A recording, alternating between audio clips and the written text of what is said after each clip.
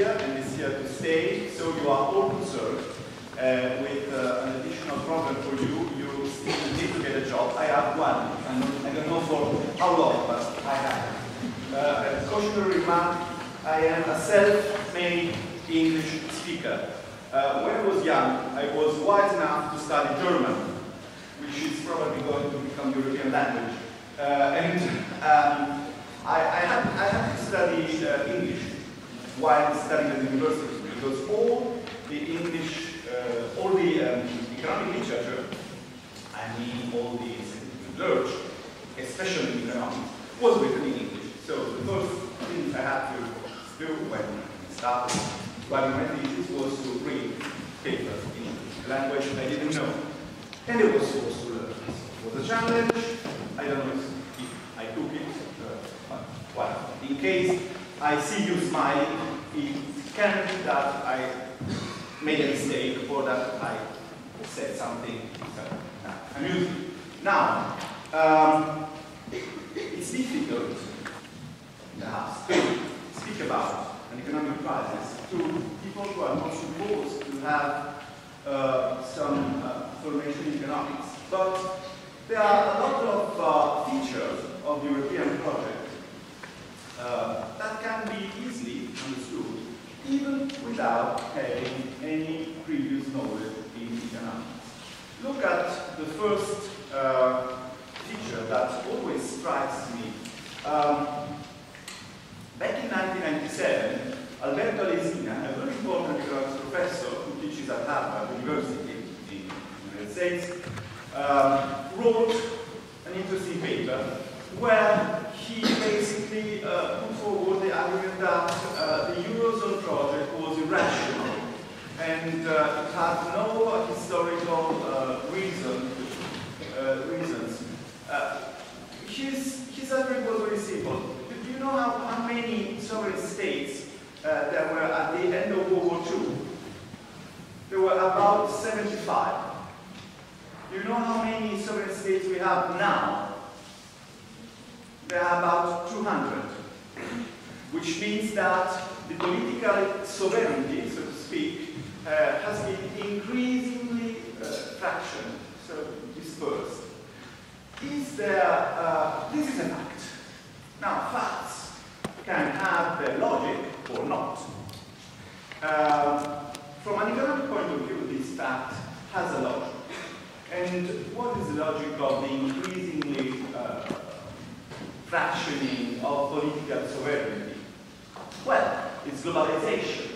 We are frequently told that globalization asks us to become bigger here in Italy. If you come to the United States, yeah, that's not your problem, of course. You can't become bigger, well, unless you are going to take Canada. That's another story. My friend in Canada are very worried about that, but let's take that. We are frequently asked that globalization demands us, forces us to get bigger. But in fact, this is not logical from an economic point of view. Why? Because globalization basically implies two things. It implies that the costs of trading among countries, between countries, and the cost of information at large decreases, and it's actually decreasing very quickly. So what's the issue with the cost of information? Why do we need hierarchical structure instead of decentralized structure? Ronald Coase, a very important economist who gets a Nobel Prize once in his life, explained us that the reason why we need a hierarchical structure is that it depends on the fact that information is costly. So, just to make you an example, consider that everyone among us has his talents and could get specialized in producing one thing. So each of us could be his own firm, okay? Could be an entrepreneur in himself. produce and sell something that he's the most talented for producing. Now the problem is that with this approach is that then you have to find your market. And so you need to get information about who needs what you produce. This is a costly process. Now, the more information is costly, the more you need to be specialized. You have a department that, a marketing department, you have an entrepreneur who coordinates them. With the spread of information, decentralized structures become more rational. This applies to firms, and this applies also up to a certain extent to states. With development of globalization, we see that small states are more successful, also in economic terms. There's another economic reasons that suggests us that building of an empire, of an European empire today, is irrational. This is an argument that was put forward by Alesina, and it's as follows. So basically, why do you need to get bigger as a country on economic grounds? Perhaps the major advantage is that if you become bigger, you enjoy a large internal market because you have a huge internal market. So perhaps people from New York, San Francisco buy less Italian spaghetti, but Germans will still buy Italian spaghetti. Okay? So the Italian economy suffers less. The internal market is a buffer against external shocks. Okay? What's the downside of this approach? The downside is that in order to get a huge internal market in Europe, you have to build a huge political structure where you put together 28 states so you have basically a monster with 28 heads talking some 20 languages. And the problem is to coordinate all those nations and to take joint political rational decisions. So on the one side you have the advantage of a big market which acts as a buffer against external shocks. On the other side you have the advantage of coordinating the interests of different countries where no common sense of national identity and of a common interest is in place, and it is extremely unlikely that we will, in a short run, build it.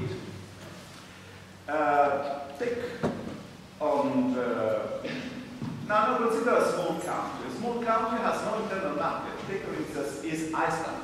Iceland basically depends on everywhere. So they have coal, perhaps, and geothermal energy, so volcanoes, which can be also dangerous. In the globalization era, to be small, according to Alesina, according to any liberal economists, is not necessarily a drawback. Why? Because world is your market. If trade is free, you don't need to have a huge internal market.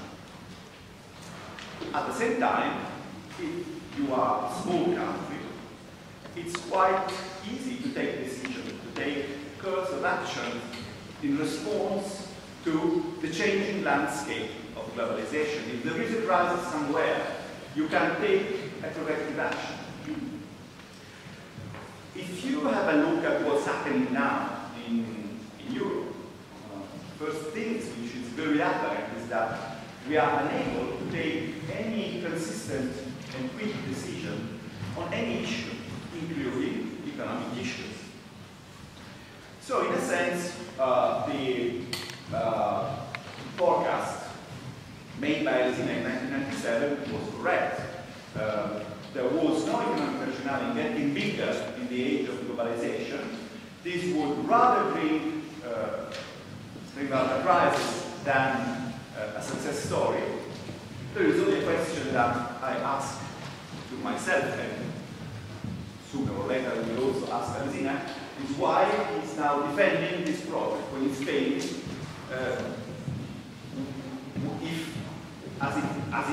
so in 1997 he was against, and now it is in favor. So there is something puzzling in this attitude. I imagine that this is a problem that the economics profession has, a problem that you should consider because it's difficult for me to admit that, but the economic profession failed in the same time in which the economic science was successful. So imagine that the crisis of the Eurozone was forecast exactly by a number of prominent economists, in the 80s, in the 90s, and when I say prominent economists, I say economists that got Nobel Prizes, that had a chair in very, very important university like Harvard, like Princeton, Stanford, and so on. They all forecast this failure. Now the failure arrived, and they all are saying us that we must stay within this failing system. I guess there is a problem of conflict of interests.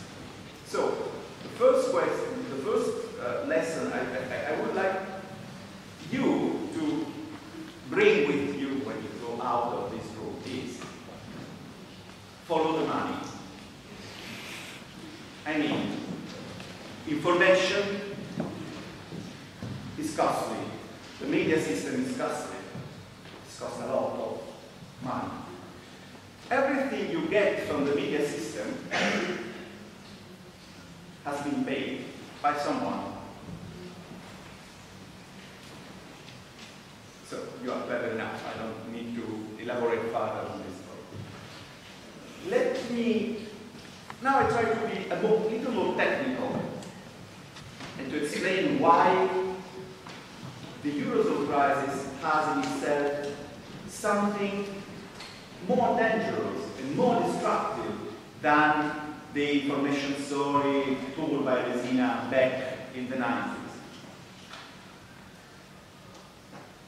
I had 1 minute for that. No, it's impossible. So my 15 minutes expired. I know that you are going to ask questions, and I think it's much better to develop further these arguments in reaction to your questions. I'm very curious to see what you have thought of the crisis. If you are worried, if you are not worried. I'm just coming back from London, where I met a colleague who teaches there at the Queen Mary University of London, and we have decided what will be the first sentence of the book we are going to write. This book will begin like that. We decided to write this book in order to tell the international reader that the Eurozone is committing suicide and that he should be worried, the international reader. Know why? Because... So, is your argument that the Eurozone crisis is a product of the fact that the European Economic Union has made like Europe one big country in a way? The Eurozone crisis is a product of two things. I explained one thing. The thing I explained is that there was no political structure able to manage the problem. But I did not say whence the problem came. The problem came basically from having liberalized the capital market, which means having allowed people from southern countries of Europe to freely indebt themselves with northern banks without establishing any kind of control before. We are now trying to control in some way the capital markets, which means markets where people buy and sell money, where they get indebted or they lend money, okay? And we are doing that in a situation of extremely severe political and economic distress, which is not going to bring about any rational choice. Only the power relations will prevail, which means that, as it has always been in the story, in the history of mankind, the stronger will prevail and the weaker will be crushed. Nothing new. But there are two problems. One problem is an economic problem. The economic problem is that if you leave capital movement completely free, you are going to have perhaps issues because people will get too much, take too much debt, nobody will control the quality of this debt, and sooner or later banks will go bust, which is what happened now. I imagine you more or less know that this is what's happening. Well, we had this problem within a political structure which is basically meaningless because it's unable to manage in an efficient way the consequences of these economic shocks. Was that an answer? Do you have another question? Which country will be the most affected by the crisis? Listen, we have had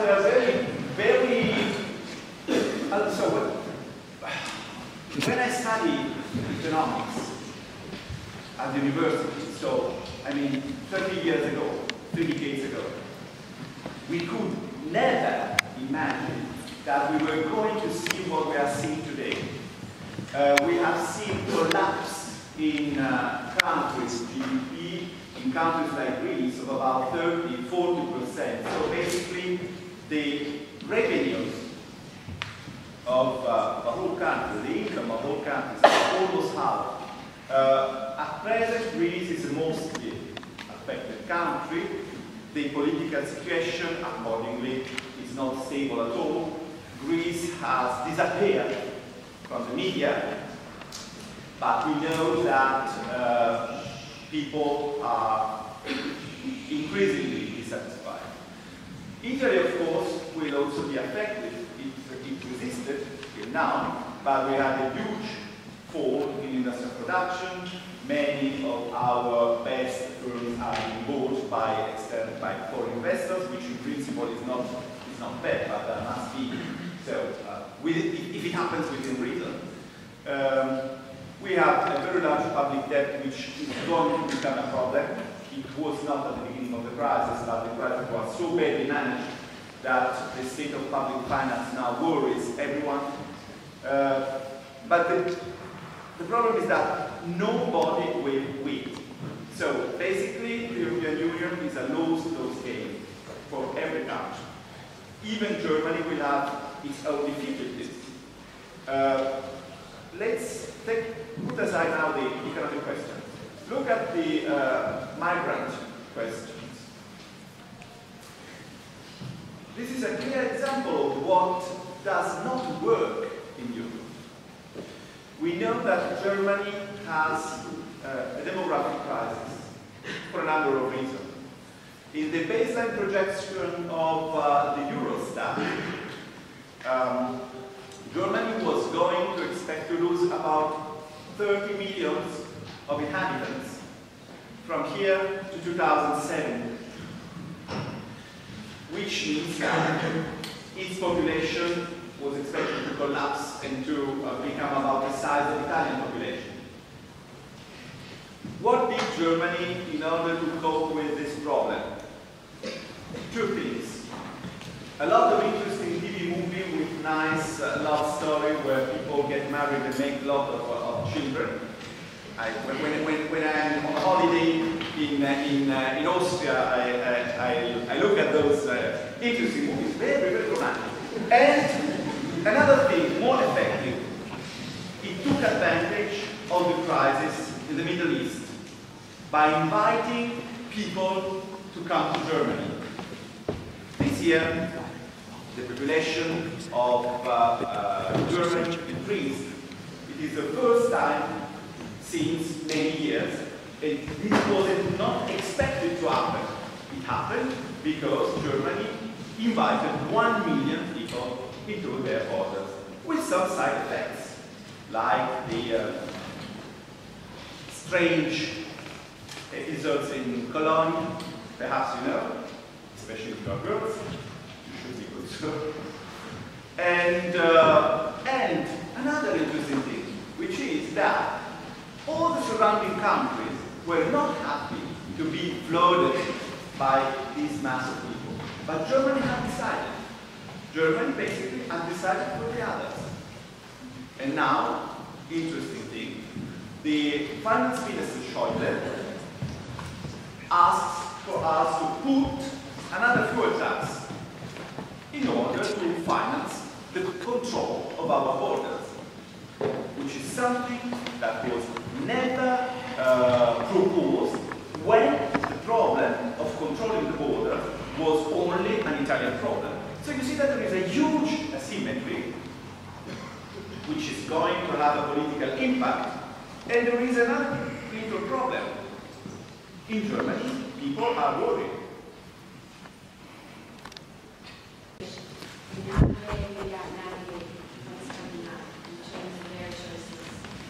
It's very difficult.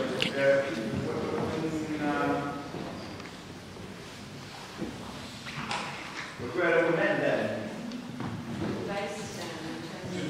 Yes. Where you study and work. Fly away. Keep away.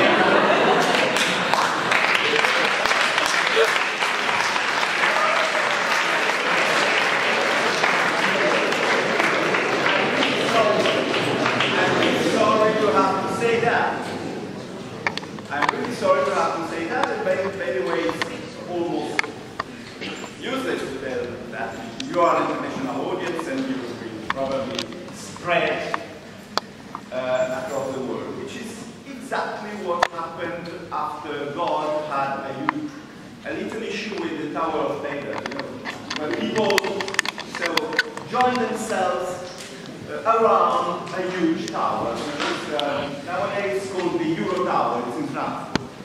And God decided that they should spread across the world. When I tell that to Italian people, I feel a bit guilty because basically I'm asking them to betray their country. But I think there is not much we can do to withstand the collapse of our countries. I mean our countries plural, because it's not only Italy which is going to collapse. So the world is large enough, and the Eurozone is only 8.7% of the dry land, so it's on the surface of country. So you have got the 90% of land to colonize. That's my and pay attention to an important historical trend, which is the following.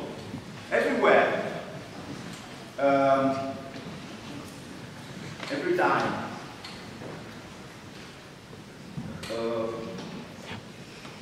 freedom of market prevailed to such an extent as to create inequality and deflation, at the end of that cycle there was a major war. So, I would advise you to find a place where bombs are unlikely to